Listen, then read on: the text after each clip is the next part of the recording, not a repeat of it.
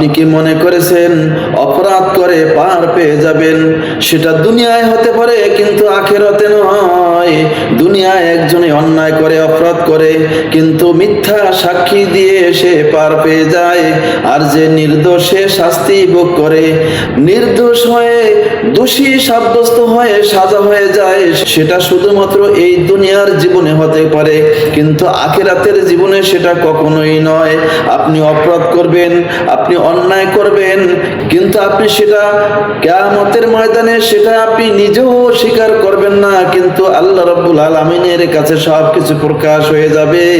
আল্লাহ রাব্বুল আলামিন পবিত্র কোরআনুল কারীমের 23 পারা সূরা ইয়াসিন এর 65 নং আয়াতের মধ্যে স্পষ্টভাবে জানিয়ে দিয়েছেন, আল ইয়াউমা নাখতিমু আলা আফওয়াহিহিম।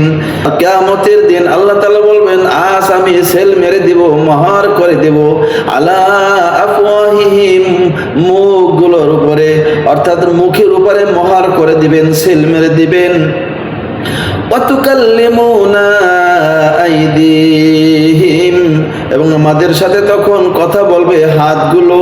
ওয়াতাশহাদু আরজুলুহুম, এবং পাগুলো তখন সাক্ষ্য দিবে বিমা কানু ইয়াকসিবুন, যা সে অর্জন করেছে, অর্থাৎ দুনিয়ায় যা কিছু সে করেছে সব কিছু সেদিন সাক্ষী দিয়া দিবে। হাত কথা বলবে, পা সাক্ষ্য দিয়া দিবে, কিন্তু আপনাকে জিজ্ঞাসা করলে আপনি তো স্বীকার করবেন না। আপনি তো বলবেন, এই অন্যায় আমি করিনি, এই অপরাধের কাজ আমি করিনি, আমি এই লোককে খুন করিনি, আমি এইভাবে অপরাধের সাথে লিপ্ত ছিলাম না।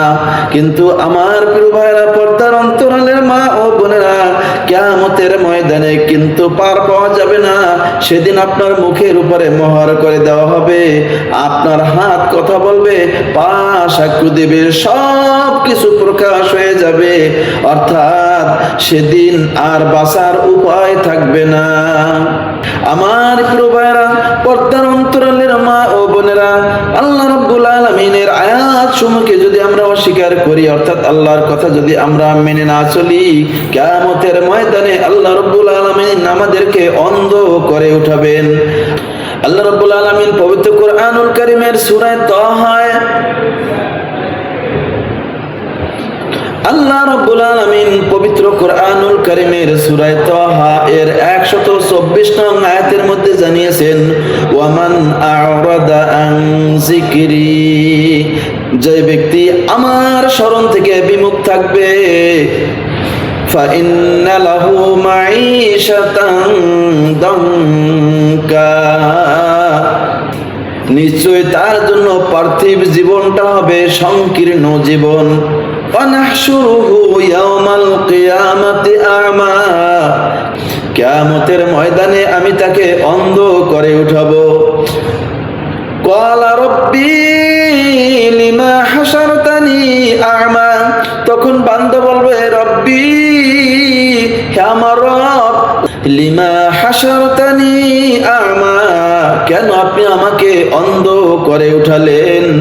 ওয়াকাদ কুনতু বাসীরা, আমি তো চক্ষুষ্মান ছিলাম, দুনিয়ায় যখন আমি ছিলাম তখন তো আমার চক্ষু ছিল, কিন্তু কেন আপনি আজ আমাকে অন্ধ করে উঠালেন?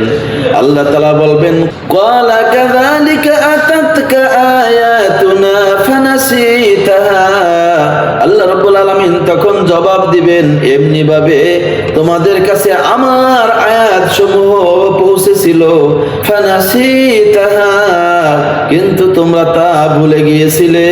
ওয়াকাযালিকাল ইয়াওমা তুনসা, অনুরূপভাবে আজ তোমাকে ভুলে যাওয়া হচ্ছে। আল্লাহ রাব্বুল আলামিন পরবর্তী অংশে বলেন, ওয়াকাযালিকা নাজজি মান আসরাফা ওয়া লাম ইউমিন বিআয়াতি রাব্বিহ, এমনি ভাবে আমি প্রতিদান দিয়ে থাকি। ওয়াকাযালিকা নাজজি, এমনি ভাবে আমি প্রতিদান দিয়ে থাকি, মান আসরাফা, যে বাড়াবাড়ি করে, সীমা লঙ্ঘন করে, ওয়া লাম ইউমিন বিআয়াতি রাব্বিহ, এবং রবের নিদর্শনাবলী বিশ্বাস করে না, অস্বীকার করে। ওয়ালা আযাবুল আখিরাতি আশাদ্দু ওয়া আবকা, আখিরাতে তার জন্য রয়েছে কঠিন শাস্তি এবং যা হবে স্থায়ী। আল্লাহ রাব্বুল আলামিন আমাদের সকলকে অত্র আয়াতগুলির উপরে যে বিষয় আলোচনা করেছেন বোঝার তৌফিক দান করুন এবং আমল করার তৌফিক দান করুন। আমিন। ওয়া আখিরু দাওয়ানা আনিল হামদুলিল্লাহি রাব্বিল আলামিন। আসসালামু আলাইকুম ওয়া রাহমাতুল্লাহি ওয়া বারাকাতুহু।